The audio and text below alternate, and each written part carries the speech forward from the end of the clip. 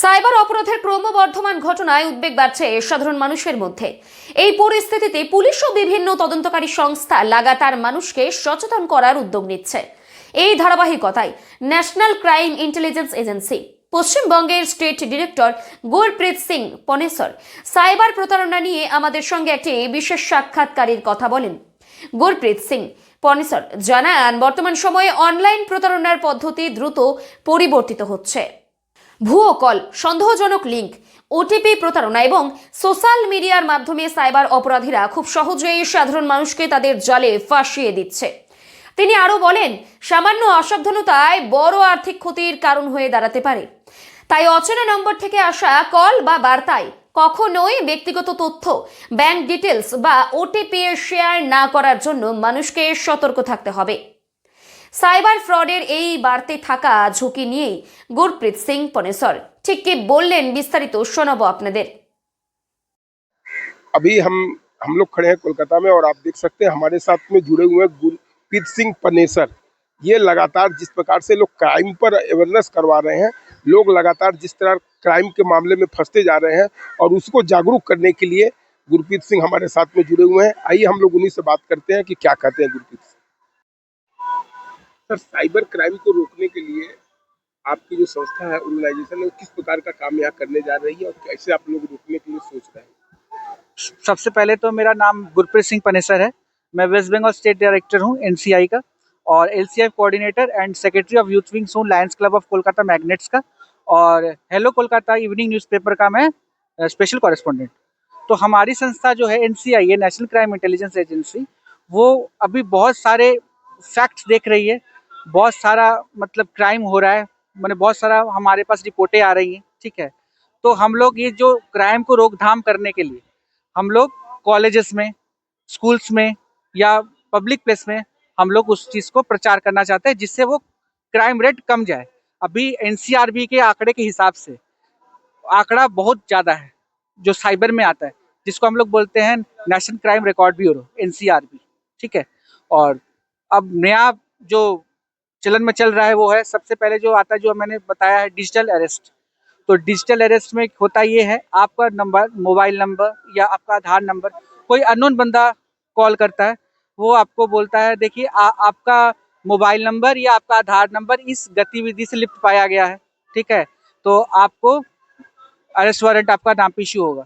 तो आप नहीं तो ये पैसा दे दीजिए, नहीं तो आपके नाम पे अरेस्ट वारंट इशू हो जाएगा। आप हम लोग को कम से कम 50-60 हज़ार रुपये दीजिए, कम से कम, फिर हम लोग उसको हटा सकते हैं, ठीक है। दूसरा हो रहा है, ईडी से भी आता है, इन्फोर्समेंट डायरेक्टरेट से भी आता है, घर में फर्जी आता है, लेटर आता है इन्फोर्समेंट डायरेक्टरेट कि आपके नाम पे ईडी का रेट पड़ेगा, आप इतना पैसा दे दो, हम लोग ईडी का रेट हटा देंगे, ठीक है। तीसरा आता है बैंक का फ्रॉड, केवाईसी फ्रॉड, ठीक है। बैंक केवाईसी फ्रॉड में क्या होता है आपका, कि आपका किसी अननोन नंबर से एप्लीकेशन आती है, क्योंकि साइबर जो ठग होते हैं उनको सब पता होता है कि कैसे, एआई का अभी हो गया ना ज़माना, तो उनको पता है किस तरह से इनको मतलब आटे में लाया जा सकता है, तो वो चला जाता है, वो भी आजकल फ्रॉड ही है। तो ऐसे होता है कि मान लीजिए आपको एक अननोन नंबर से मैसेज आया, आपके खाते में, अपने आप को, सॉरी, खाता बोल रहा हूँ, मोबाइल में लिख के आया, your account is credited with इतना रुपया, जो कि अभी आपको क्रेडिट हुआ है आपके मतलब खाते में। तो फिर वही अननोन नंबर कॉल आता है, आपको सस्पेक्ट करके कॉल करता है, आपको फ़ोन करता है कि आपके नंबर पे सर बहुत पहले इमोशनल ब्लैकमेल करेगा, सर मैं 23 के जगह में 83 पे मैंने पैसा डाल दिया, सर चला गया आपके पास, तो प्लीज़ वो काइंडली आप मुझे रिवर्सल कर दीजिए, मेरा मम्मी पापा का तबीयत ख़राब है, तो मैं इतना पैसा सर कहाँ से लाऊंगा, रोएगा धोएगा बहुत कुछ करेगा, ठीक है। तो जो तो चालाक है वो तो समझ जाते हैं कि ये फ्रॉड है, तो जो मतलब मध्यम वर्गीय, जो सीनियर सिटीजन है, उनको क्या पता है, वो लोग कर देते हैं। जैसे अभी कोई लिंक आया, वो देंगे लिंक, एक्चुअली उस लिंक में, हाँ जी, हाँ जी, सच में अगर किसी का पैसा आ गया, तो मैंने देखा कि हाँ, बैलेंस चेक किया कि सच में 5,000 रुपया, हाँ जी, हाँ, तब तो मैं इसको दे सकती हूँ ना। हाँ, अगर आप पहले अकाउंट चेक करते हैं, मान लीजिए आपके अकाउंट में, आजकल तो सब के नेट बैंकिंग का ज़माना है, तो जगह देखिएगा कि क्रेडिट हुआ है, तो इसका मतलब वो पैसा आया है।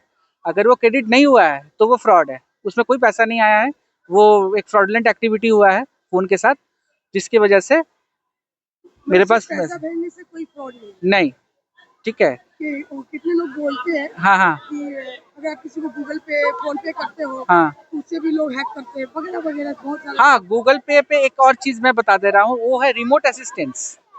रिमोट असिस्टेंस में जैसे यही एनी डेस्क ऐप वाला चीज है, वो क्या करेगा ना, सबसे पहले आपको बोलिएगा आप एनी डेस्क ऐप खोलो, फिर आप गूगल पे जाओ, गूगल पे जाके आप इस जगह पे जाओ, इस सेक्शन पे जाओ, वहाँ पे मेरा क्यूआर कोड स्कैन करो, आप अपना क्रेडिट नहीं, वो बोलेगा आप क्रेडिट कार्ड अपना ऐड करो।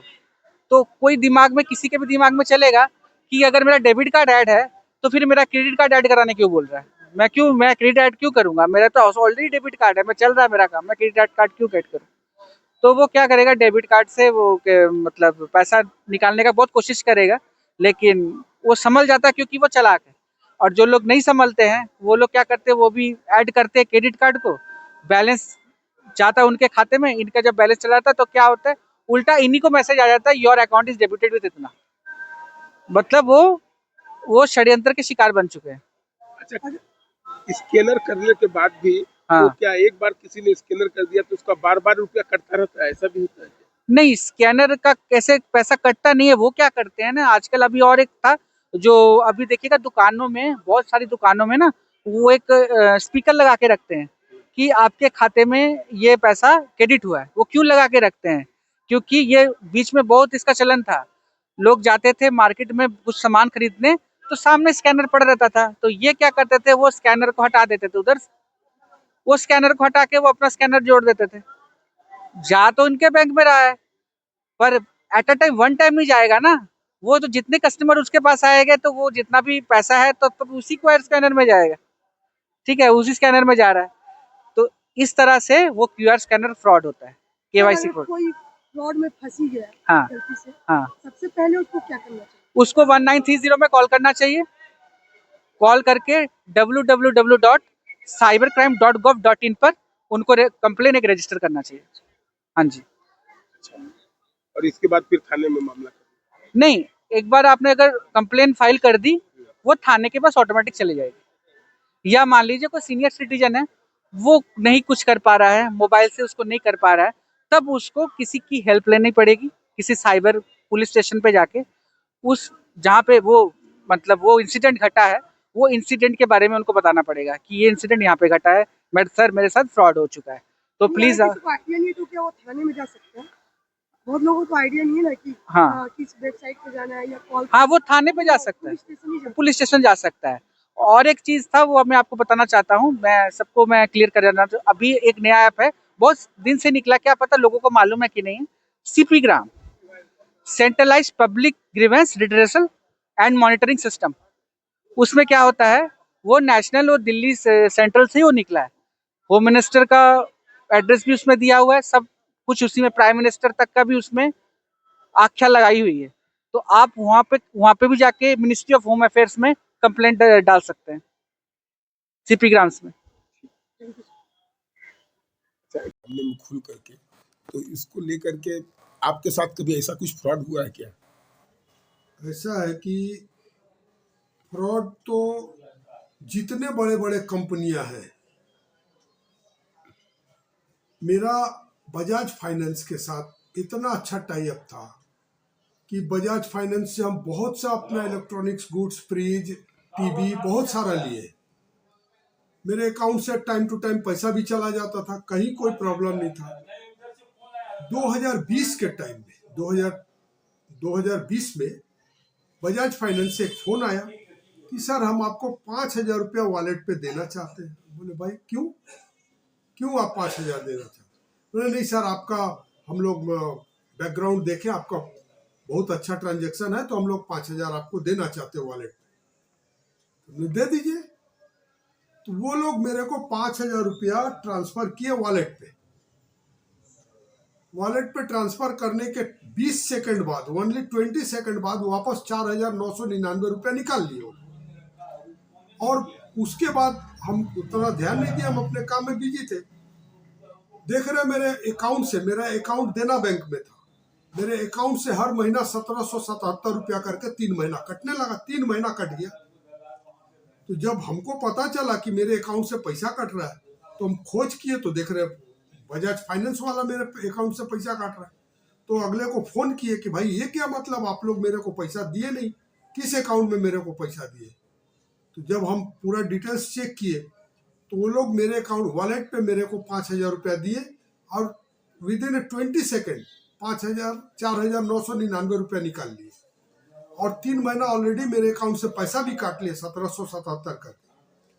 उसके बाद हम स्टॉप कर दिए अपना पेमेंट। उसके बाद से मेरा सिविल खराब करके वो लोग रख दिया। ये देखिए क्लियर है मेरा इसमें 5,000 रुपया वो लोग डाले, 4,999 रुपया ऑलरेडी निकाल लिए बजाज फाइनेंस वाले और 1777 रुपया करके 3 महीना मेरे अकाउंट से भी काट लिए और मेरा सिविल भी खराब करके रख दिया।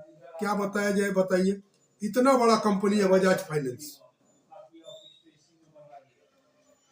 तो इसके ऊपर हम तो केस नहीं किए, हम तो कंज्यूमर में केस करने वाले थे, लेकिन केस नहीं किए कि अब कौन साला 1,700-1,500 रुपया के कारण जाए फिर 5,000 का ये करने 10,000 का।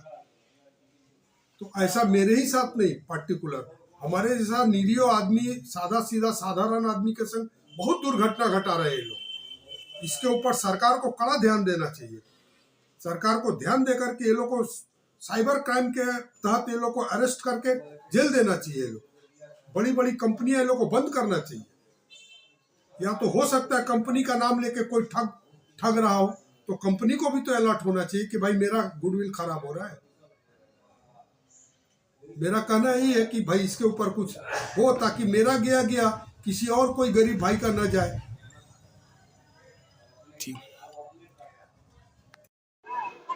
हाँ बोलिए। मेरे को ये बयान देना है कि आज मतलब जो आप बताए साइबर क्राइम का लेके, ये जो जितना पढ़ा लिखा आदमी नहीं होता है, खास करके वही लोग के संग होता है, जो बुजुर्ग वगैरह हो, तो ये चीज़ बहुत गलत होता है। इसके ऊपर सरकार को कड़ी से कड़ी कार्रवाई करना चाहिए। क्या लगता है सरकार को क्या सबसे बड़ा कदम क्या उठाना चाहिए? जैसे कि अभी हो चुका है कि संचार साथी ऐप करके एक तो ऐप है जो कि हाँ मोदी जी जैसे कि नियम निकल गया है कि हर सारे एंड्रॉइड फोन में होगा, वैसे ही उन लोगों को ये करना चाहिए कि ऐसा एक तो मतलब क्राइम का लेके हाँ, जिससे कि ये पता चल जाए कि मतलब अगर कोई भी फ्रॉड हो रहा है तो वो ऑटोमेटिक वो डिटेक्ट होके वो ब्लॉक हो जाए, ना कि वो और ज़्यादा से ज़्यादा यूथ जो भी है वो सब पढ़ा लिखा मतलब ना ही के बराबर है, कोई भी शरीफ व्यक्ति इसमें फंसे नहीं।